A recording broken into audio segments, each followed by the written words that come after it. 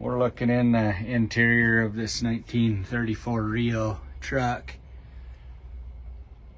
The headliner and the seat's been done, and it's been done the same as what came out of it. And they have the back panel here, for a pattern and all that, but they didn't redo it. All the wood and everything's been redone. There's there you go.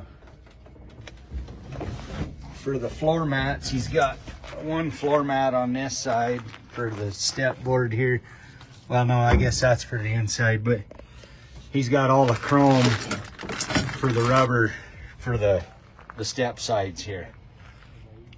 And then there's your crank for starting the truck. Windows have all been redone and resealed. They work perfectly both directions. And so that's the interior.